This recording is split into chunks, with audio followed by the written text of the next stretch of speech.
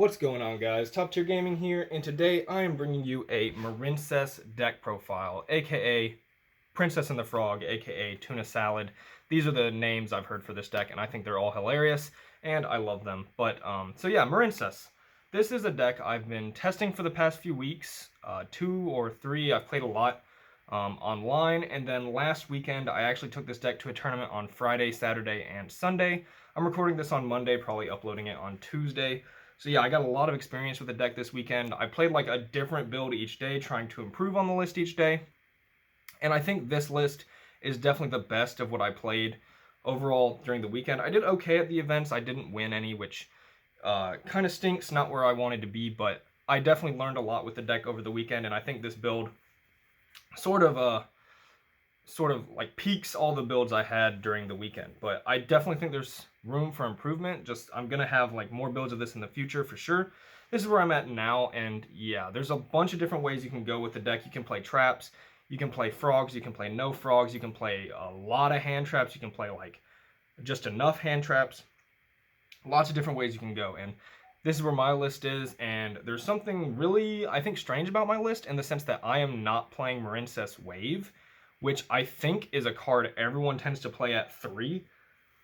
And I had it in like multiple lists. I was playing 3 Wave for like the longest time, because Wave is just like the biggest blowout. One of the strongest cards in the deck for sure. But I think the card is actually like bait or like a red herring. Like the deck wants you to think it's good, but the card just doesn't do what you need it to do.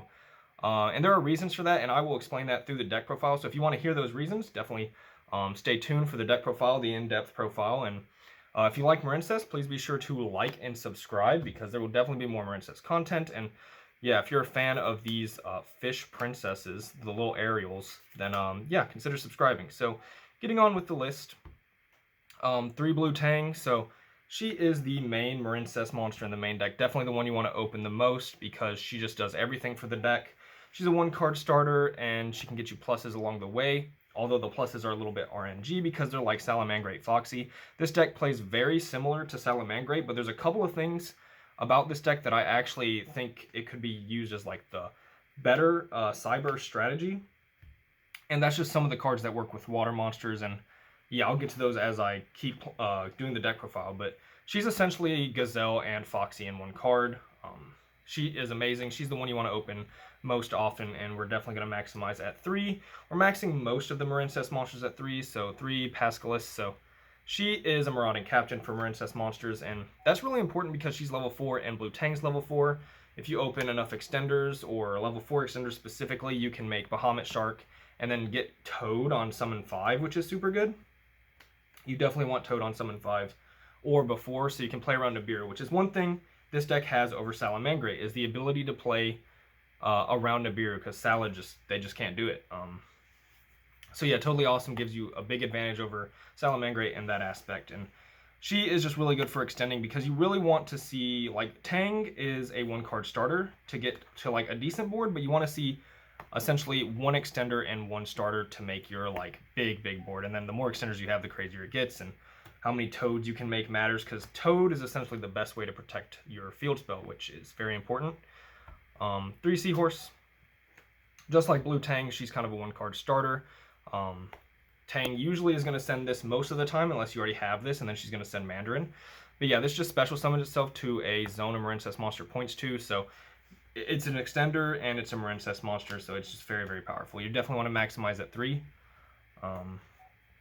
And then lastly for Marincess monsters is 2 Marincess Mandarin. So Mandarin is an extender as well. If you open her and 1 other extender, you get to full combo, because she can, if you control 2 or more Marincess monsters, she can special summon herself to a Marincess link zone, which is very good. If you open 1 for 1 and just like a hand trap, you can actually just do full combo off the 1 for 1 because of Mandarin, which is very nice. And you just want at least, like, this means you're playing 11 Marincess monsters, which gives you a pretty good chance to see one naturally. Then you have cards like Signet Mining to search them.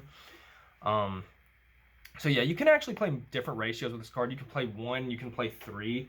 I've played around with 1 to try to minimize on bricks, because if you open just this, it doesn't do anything, but you really want to see a Marincess monster. So I think 2 is the best ratio for this card, but if you're playing like Desires, then you can definitely run 3. It just depends what you're running. Two, Shethana. So this is one of the extenders that water can like play.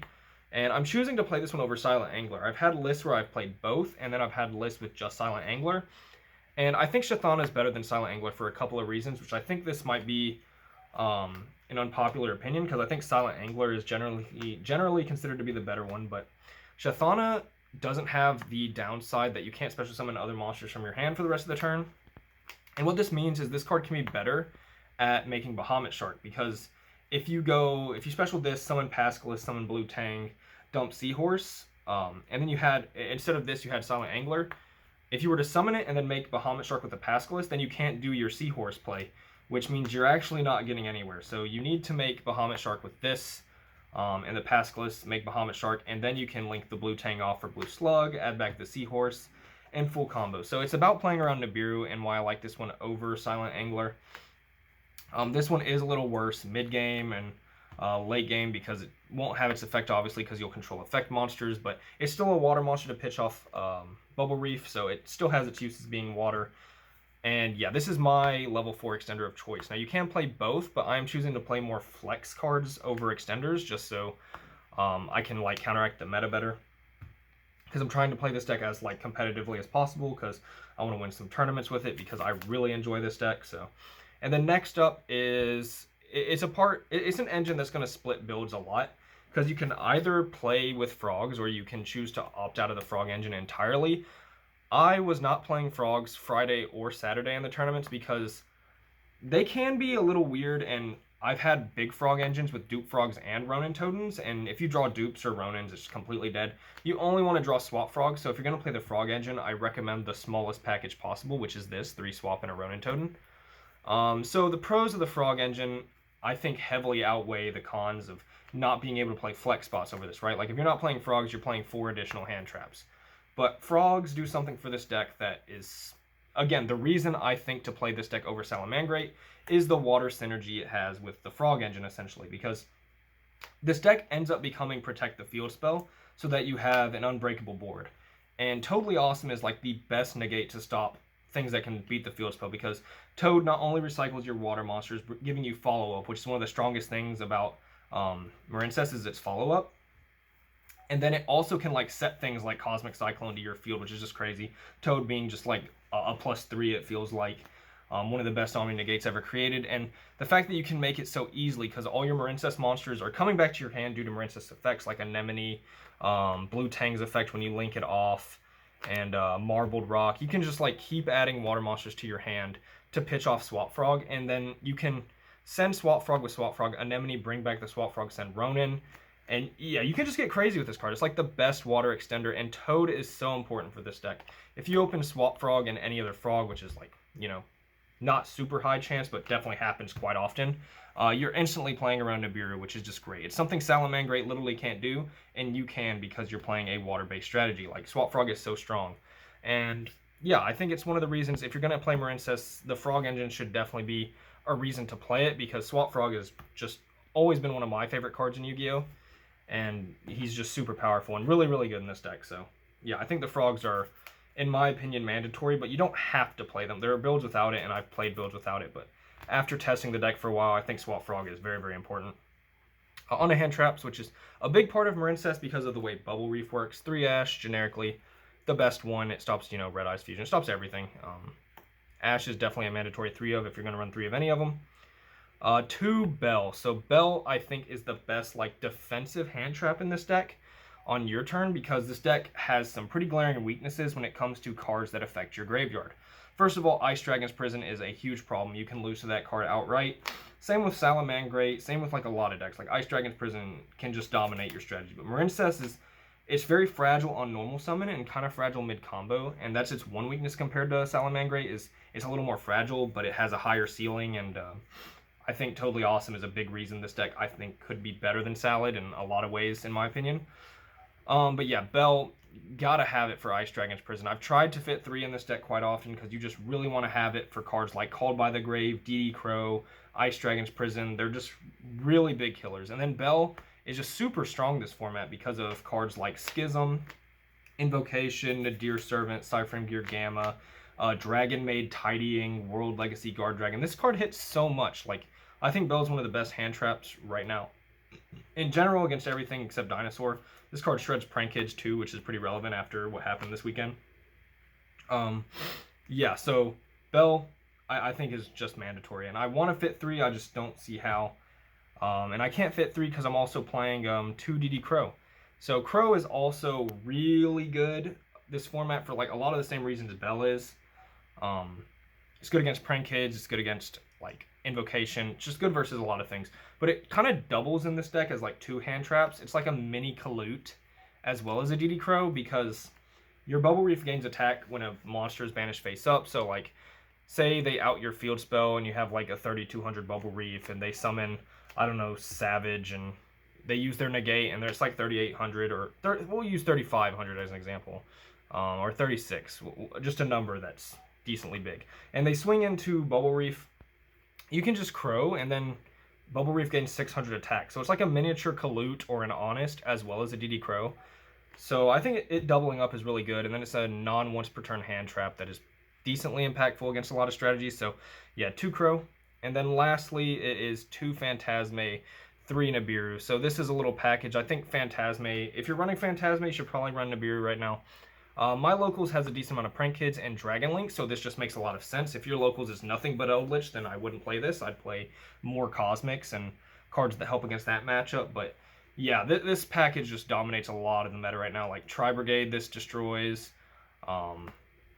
Phantasme is good against so much right now, everything except Eldritch. And yeah, it's just a really good package to play, especially with Prank Kids rising up like they are, with Dragon Link being a threat in the meta like it's always been. Bird Up's still pretty good.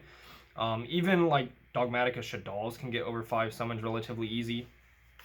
So yeah, this is just a really good package, and you need, I think you need bombs going second, like Nibiru, because if you get Nibiru'd and you don't have like a bomb of your own like Nibiru or a way to play around it, you're probably going to lose. So this is just a card that can like stabilize the game state and let you play again, and really stop your opponent's play. So if they're gonna bomb you, you need to bomb them. Essentially, that's the way of Nibiru. That's not a sentence I would normally be saying, but that's just that's how Nibiru works, right? So, yep, it is, I believe, 5, 7, 9, 12 hand traps. No Marincess Wave.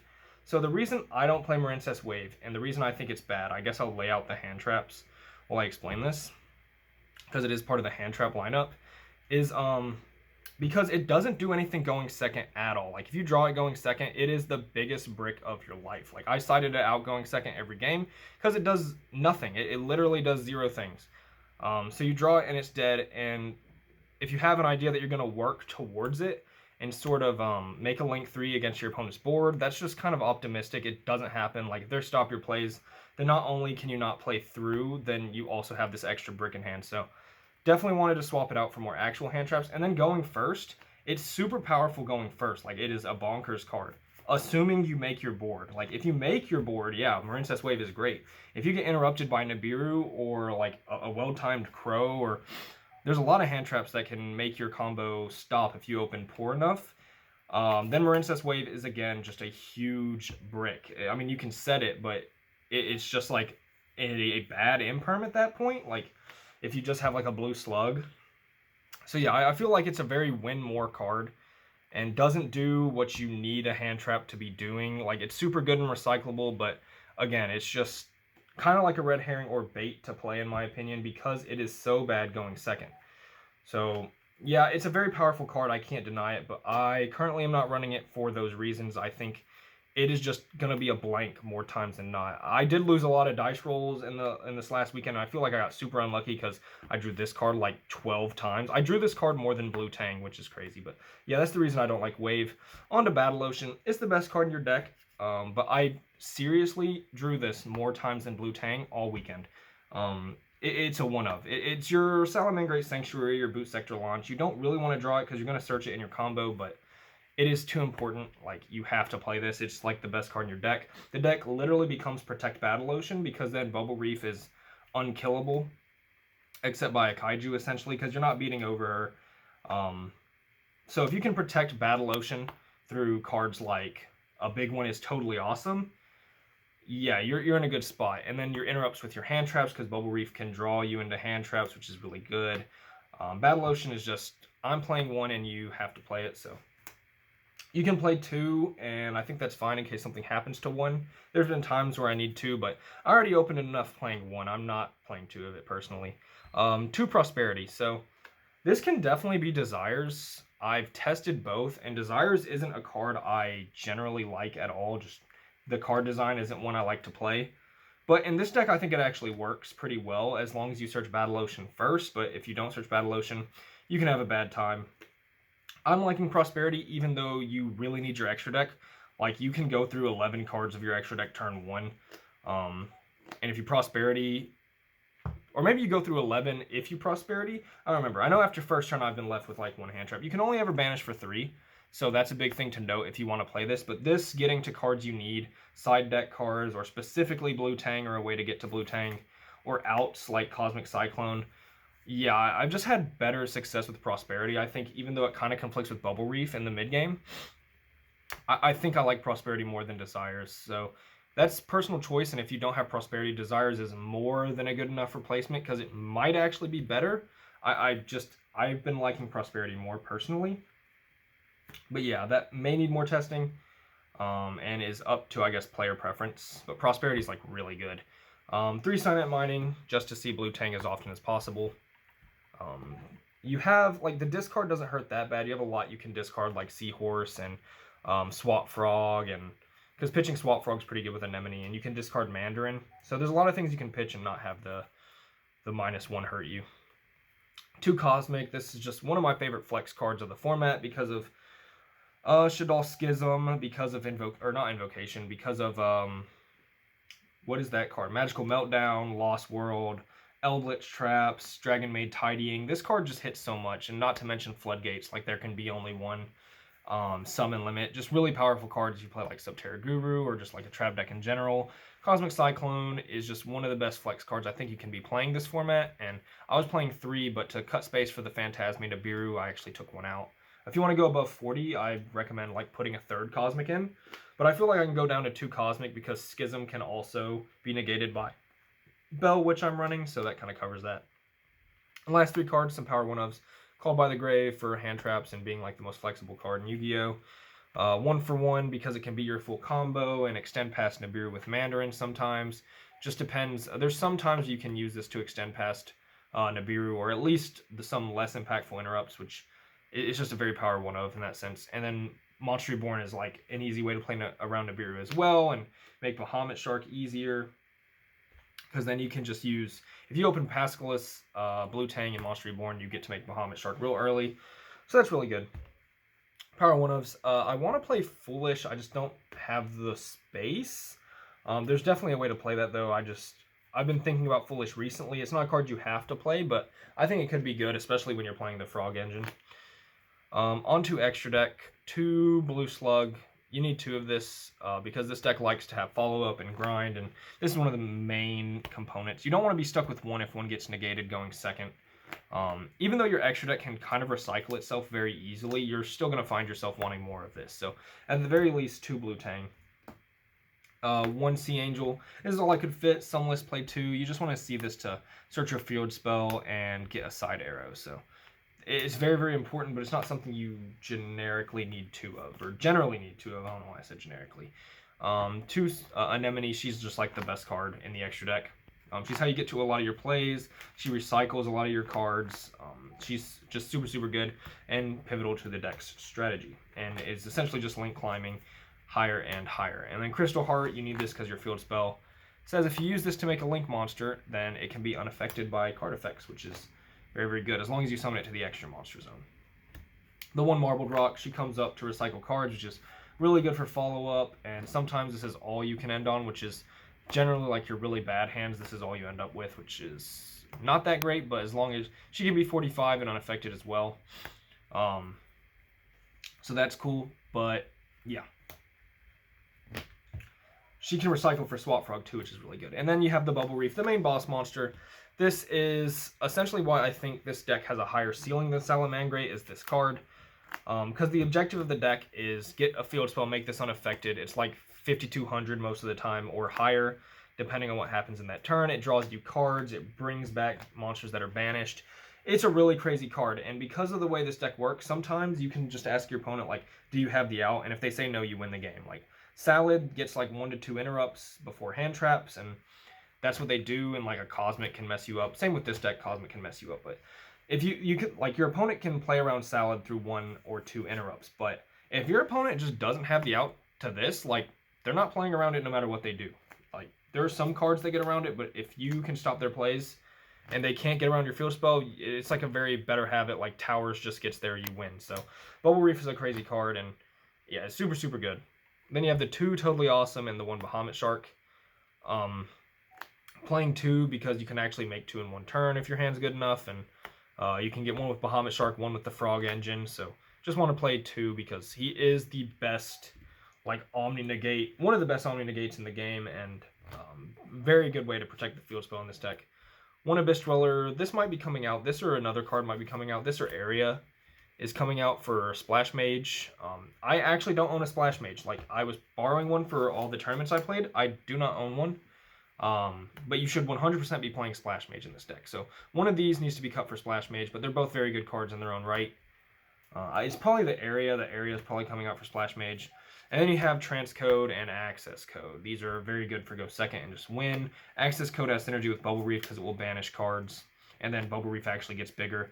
Very, very easy OTK on your second turn. But yeah, this is why you need the Splash Mage. Like, you just take 2 monsters and a Splash Mage and a Transcode into Access Code. Very, very easy. So yeah, that is the Marincess deck. I hope you enjoyed. It's definitely a deck I'm going to be playing for a while, trying to figure out what is the best build. The next build I'm thinking of trying, if this one doesn't work out for me, although I do think this is the best of the builds I've played so far, is probably like a Fury of the Kyrushin, Torrential Tribute, sort of like protect and play more traps with like Strike, and really be able to do something if you get interrupted. So that's something you can definitely do with the deck, and what I'm probably trying to do next. But I think this build is probably what's going to work out for me, but I'll have more lists for this deck when like the next ban list comes out, and if I do well at a tournament, I'll probably upload another deck profile. But yeah, I hope you enjoyed the Marincess deck profile. It's a really fun deck, and I think it has a lot of potential as maybe like the best Cyburst deck, to be honest. It just needs a little more exploring and maybe a couple more support cards or the meta to flow right. But yeah, hope you enjoyed. This was Top Tier Gaming. Bye, YouTube.